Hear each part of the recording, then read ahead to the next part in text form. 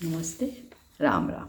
एक बार राजा भोज के दौरान एक सवाल उठा कि ऐसा कौन सा कुआं है जिसमें गिरने के बाद आदमी बाहर नहीं आ पाता।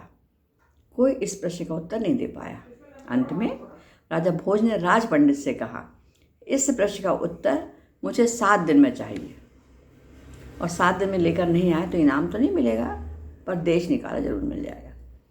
राज पंडित बहुत घबराए, बहुत उनने आम लोगों से पूछा, पर उनको कोई उत्तर नहीं दे पा रहा था।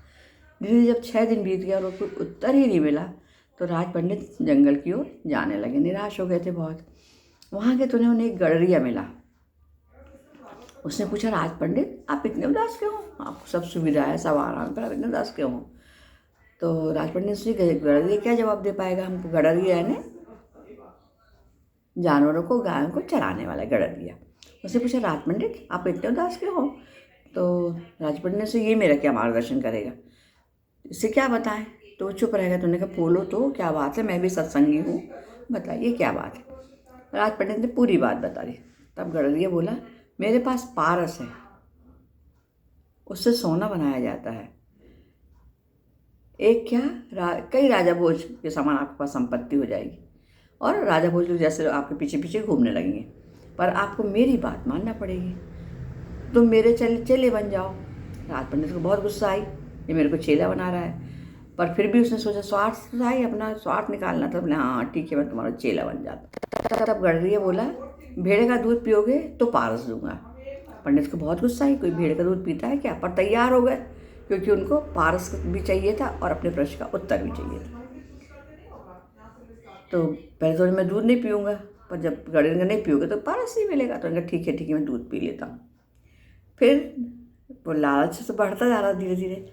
वह इंसान के कंकाल की खोपड़ी में मैं दूध दूंगा आपको, उसमें पीना पड़ेगा, और दूसरी बार दूध को झूठा भी करूंगा, कुत्ते से भी चटवाऊंगा, फिर तुम्हें वो पारस मिलेगा। राज पंडित मरता ना क्या करता, हाँ हाँ बोलता गया। हाँ, खोपड़ी में दोगे तब भी पी लूँगा, तुम पियो झूठा दोगे तब भी पी लूँगा, कुत्ते से चटवाओगे तब भी पी लूँगा। तो पंडित आखिर बोला, अरे बहुत कठिन काम है। बोले, पर मैं पी लूँगा भाई, यदि तुम दोगे तो पारस दोगे तो मैं पी लूँगा। गडरिया बोले, मिल गया जवाब, यही तो जवाब है तुम्हारे प्रश्न का, यही तो कुआं है तृष्णा का, जिसमें आदमी गिरता चला जाता है, फिर वो कभी नहीं निकलता। जैसे कि तुमने पारस पाने के लिए लोभ रूपी कुएं में गिरते चले गए, तुम्हारी बात मान गए। खोपड़ी में दूध रहेगा तो पी लेंगे, भेड़ का दूध रहेगा तो पी लेंगे, मैं चाटूंगा तो पी लेंगे, कुत्ता से चटवाऊंगा तो पी लूँगा। ये क्या है? यही तो लालच है, लोभ है, जिसको में आदमी एक बार गिरता है तो गिरते ही चला जाता है।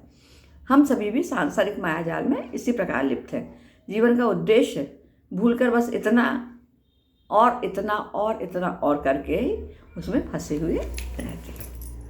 नमस्ते। राम राम। धन्यवाद।